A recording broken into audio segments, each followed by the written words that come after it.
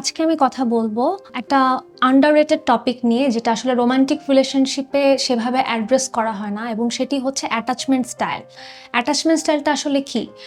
Romantic রিলেশনশিপে আপনি আপনার পার্টনারের সাথে যে ধরনের সম্পর্ক স্থাপন করছেন, যে ধরনের বিহেভিয়ারাল প্যাটার্ন বা যে ধরনের আচরণ করছেন, সেটাই মূলত অ্যাটাচমেন্ট স্টাইল। এখন এই অ্যাটাচমেন্ট স্টাইলটা আসলে কিভাবে তৈরি হয় বা এটা আমরা কিভাবে জানবো?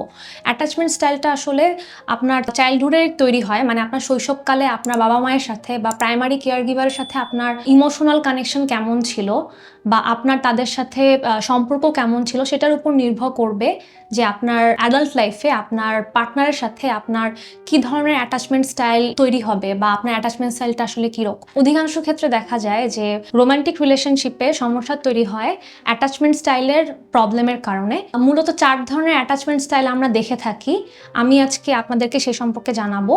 তো আপনারা অবশ্যই জানতে পারবেন এবং নিজেদেরকে বুঝতে পারবেন যে আপনার কোন ধরনের অ্যাটাচমেন্ট স্টাইল রয়েছে।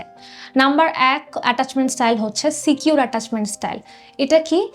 যারা সিকিউর অ্যাটাচমেন্ট স্টাইলে আছেন বা যাদের সিকিউর অ্যাটাচমেন্ট স্টাইল আছে, তারা আসলে তাদের পার্টনারের প্রতি খুবই রেসপেক্টফুল, তারা পার্টনারকে স্পেস দেন, তাদের পার্টনারকে ট্রাস্ট করতে পারেন এবং পার্টনারের সাথে তারা একটা সুন্দর ইন্টিমেট রিলেশনশিপ বজায় রাখতে পারেন। এক্ষেত্রে তাদের পার্টনারের সাথে সম্পর্ক স্থাপনে বা তাদের ইমোশন বুঝতে কোনো ধরনের সমস্যা অনুভব হয় না। তারা প্রপারলি নিজের নিডটাকেও বলতে পারেন এবং পার্টনারের নিডটাও বুঝতে পারেন।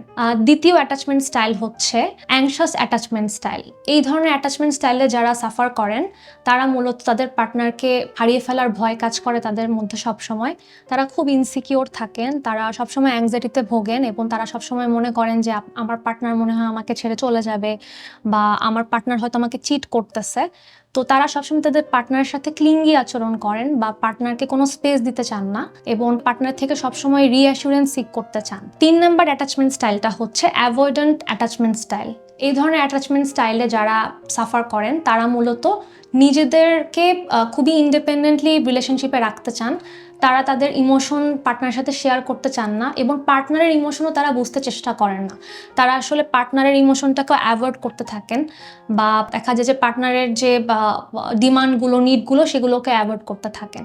এর ফলে দেখা যায় যে তারা পার্টনারকে সেই অর্থে স্যাটিসফাই করতে পারেন না বা পার্টনার যদি কোনো ইমোশনাল বা রোমান্টিক এক্সপ্রেশন দেন, সেটা তারা অ্যাড্রেস করতে পারেন না। 4 নাম্বার হচ্ছে ডিসঅর্গানাইজড অ্যাটাচমেন্ট। ডিসঅর্গানাইজড অ্যাটাচমেন্ট স্টাইলটা আসলে এটা খুবই কমপ্লেক্স একটা অ্যাটাচমেন্ট স্টাইল। এখানে যারা সাফার করেন, তারা মূলত অ্যাংশাস অ্যাটাচমেন্ট এবং অ্যাভয়েডেন্ট অ্যাটাচমেন্ট, 2 ধরনের অ্যাটাচমেন্ট স্টাইলেই তাদের মধ্যে দেখা যায়।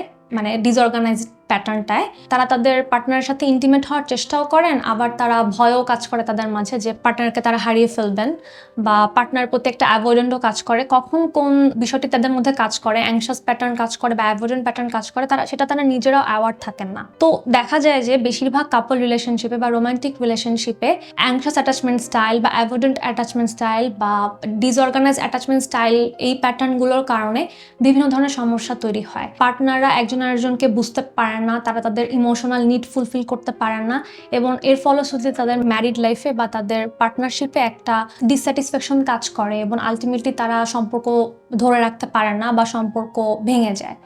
তো অবশ্যই আপনারা যদি বিয়ের ক্ষেত্রে চিন্তা করছেন বা কোনো একটা রিলেশনশিপে যাওয়ার কথা চিন্তা করছেন, তার আগে অবশ্যই জেনে নেওয়ার চেষ্টা করবেন যে আপনার অ্যাটাচমেন্ট স্টাইলটা কোন ধরনের। এর মাধ্যমে আসলে আপনারা আপনাদের পার্টনারকেও সঠিকভাবে বুঝতে পারবেন, নিজেদেরকেও বুঝতে পারবেন। অযথা পার্টনারের উপর ডিপেন্ডেন্ট হবেন না নিজের হ্যাপিনেসের জন্য বা নিজের ইমোশনাল কানেকশন তৈরি করার জন্য, বরং নিজের অ্যাটাচমেন্ট স্টাইল সম্পর্কে অ্যাওয়ার হলে আপনি নিজেকে নিয়ে কাজ করতে পারবেন এবং এর ফলশ্রুতিতে আপনার সাথে আপনার পার্টনারের রিলেশনশিপ অনেক বেশি রোম্যান্টিক এবং অনেক বেশি স্যাটিসফাইং হয়ে উঠবে। Thank you.